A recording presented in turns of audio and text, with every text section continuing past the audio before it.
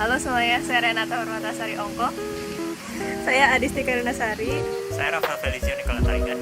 Dan kami hari ini ada di Taman Tabebuya, Jakarta Selatan untuk menganalisa struktur bangunan gazebo yang ada di taman. Selamat pagi, saya Renata Permatasari Ongko, NPM 020. Selamat pagi, saya Rafael Felizio Nicola Tarigan, NPM 040. Saya Adistika Lunasari, NPM 125. Hari ini kami akan mempresentasikan ujian tengah semester mata kuliah dasar struktur, konstruksi, dan material pembangunan. Untuk ujian tengah semester kali ini, kami menganalisa gazebo di Taman Tabebuya, Jakarta Selatan, dan hasil analisanya sebagai berikut. Elemen struktural dan non-struktural. Elemen non-strukturalnya ada bangku besi hijau sebagai elemen furnitur, rak buku kayu sebagai elemen furnitur, tanaman hias di pot sebagai elemen furnitur vegetasi, dan atap polikarbonat untuk pembatas vertikal atas ruang sekaligus menerima beban langsung, hujan, dan angin. Elemen strukturalnya ada rangka atap untuk menyalurkan beban atap ke balok dan kolom kayu, balok pengikat kolom kayu untuk menyalurkan beban dari rangka atap ke kolom kayu, fondasi bata atau beton di bawah tiang untuk menerima beban dari tiang dan meneruskannya ke tanah, pagar kayu horizontal untuk membantu menjaga kestabilan horizontal struktur sekaligus pembatas horizontal ruang. Beban-beban yang ditanggung strukturnya ada beban mati, yaitu beban struktur itu sendiri, beban hidup, manusia dan hewan yang ada di dalamnya, beban angin pada sisi vertikal dan horizontal struktur, dan beban hujan pada sisi vertikal struktur. Kemudian ada penyaluran beban. Jadi pertama beban berasal dari atas struktur, berupa angin dan hujan. Mereka pertama mengenai atap polikarbonat. Kemudian atap polikarbonat menerima beban-beban ini. Kemudian nanti rangka atapnya menerima dan menyalurkan beban ini lagi. Lihat dari garis merah itu yang ada di rangka atap bagian dalam.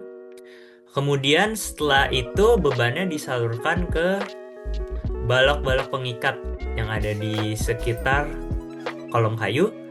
Nah, setelah itu disalurkan lagi ke kolom kayu itu sendiri yang ada 4 yang berdiri. Nah, bebannya selanjutnya disalurkan ke beton di bawahnya sebagai pondasi struktur. Selanjutnya tanah akan memberikan reaksi ke atas terhadap semua beban yang telah diberikan. Kemudian ada juga kalau beban lateral, beban angin dari samping akan mengenai pagar kayu. Itu nerimanya secara transversal ya. Nah, selanjutnya ada penyaluran beban transversal dan aksial. Pertama ada atap polikarbonat. Jenis penyaluran bebannya tuh transversal. Arah gaya utamanya vertikal ke bawah. Nah, dia tuh menahan beban hujan dan angin yang bekerja secara tegak lurus terhadap permukaan atap. Keduanya ada rangka atap atau kuda-kuda. Ini jenis penyaluran bebannya tuh aksial dan transversal. Arah gayanya vertikal dan horizontal. Nah, besi atas dan bawah kuda-kudanya itu bekerja secara aksial. Nah, tapi besi melintangnya tuh, besi yang menyamping, itu menerima bebannya secara transversal dari penutup atap. Makanya mereka bekerja secara begitu. Nah, ketiganya ada balok pengikat. Dia jenis penyalurannya tuh transversal, arah gaya utamanya horizontal, keterangannya. Menyalurkan beban dari kuda-kuda menuju kolom, terus dia menerima lentur akibat beban di atasnya. 4. Kolom kayu. Jenis penyaluran aksial.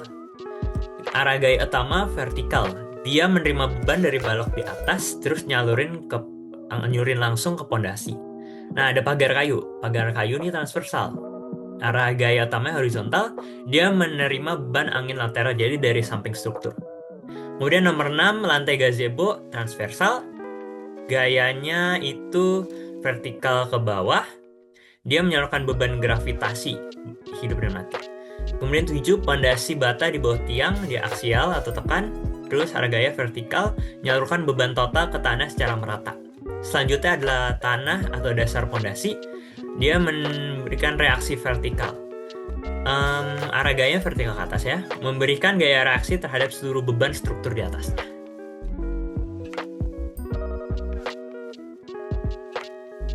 Selanjutnya ada penjelasan tekan dan tarik untuk penyaluran beban yang aksial. Yang pertama ada kolom kayu, jenis gayanya adalah tekan atau compression.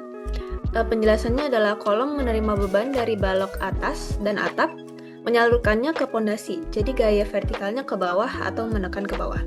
Selanjutnya ada batang atas kuda-kuda, jenis gayanya adalah tekan juga atau compression. Penjelasannya adalah karena beban dari atap mendorong ke bawah dan ke dalam, batang atas menerima gaya tekan sepanjang sumbunya. Selanjutnya ada batang bawah kuda-kuda, jenis gayanya adalah tarik atau tension. Penjelasannya adalah berfungsi sebagai pengikat bawah yang menahan tarikan dari gaya tekan di batang atas atau menyeimbangkan momen kuda-kuda. Selanjutnya ada batang diagonal kuda-kuda.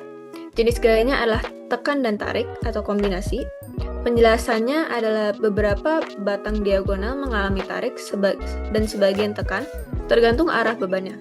Bekerja saling menyeimbangkan. Dan yang terakhir ada pondasi bata penumpuk kolom kayu. Jenis gayanya adalah tekan atau compression. Penjelasannya adalah menerima seluruh beban vertikal dari kolom dan menyalurkannya ke tanah. Reaksi vertikal dari atas. Dan yang terakhir adalah join yang kita temukan di struktur bangunan ini, yaitu join jepit yang terdapat pada balok pengikat dan kolom kayu dan pondasinya.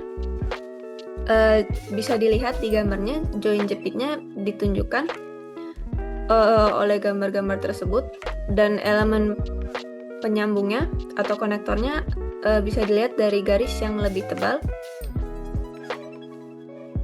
Dan sekian dari kami. Mohon maaf jika ada salah kata. Terima kasih.